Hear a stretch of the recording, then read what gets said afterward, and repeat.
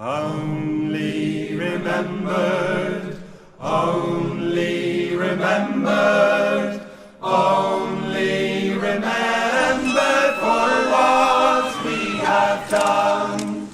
Thus would we pass from this earth and its toiling. So when did you first become interested in puppetry? I got interested in puppetry quite a long time ago when I was a kid really. I was doing animation, stop motion animation, and then I started working as an actor and a designer and eventually retrained as a director. And I'd always been interested in puppets with stop motion animation, so when I sort of started playing with puppets in theatre it felt like something very familiar to me, and yeah, carried on from there.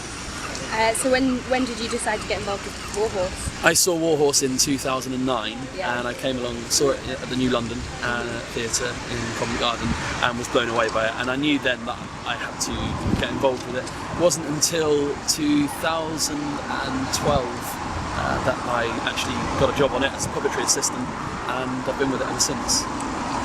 So embarking on this UK tour at the minute, does that kind of present a new set of challenges to just doing it on the West End? Yeah, there's obviously there's moving between theatre and theatre, so you're not just set in one place. So spending a month in the town or city and then moving on has its own challenges, I guess, in moving quite an epic production. Yeah. But the theatres are all ready to receive the show. We all know that it's going to fit into each one, so that's a sort of given really. And I'm sure in a way the actors will get quite a kick out of that, visiting new places and getting to stay in some pretty cool places like Cardiff along the way. I'm sure they'll really enjoy that. So there's three puppeteers who work Joey. Yes. Once they're inside the puppet, as it were, are they therefore then just referred to as Joey? That's just Joey, yeah. Once they're inside that horse, they try to think as much like a horse as possible. Obviously within the show they've got to fulfil certain beats, they've got to move into certain positions, say for certain lights or action that revolves around other activity on stage, but essentially, although they know that and they're aware of that, they're encouraged as much as possible to just think like a horse. So if something happens on stage or an actor delivers a line in a particularly loud or physical way that they're not used to, they'll just respond as a horse rather than kind of having an expected reaction each time.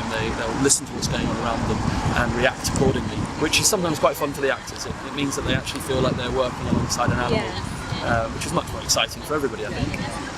So how is Joey enjoying his first trip to Wales? Yeah, well, it's a beautiful morning for it. We couldn't really ask for anything nicer. Yeah. It does look great against the backdrop of the Wales Millennium Centre as well, so it's a pretty picture we've got here. Only remember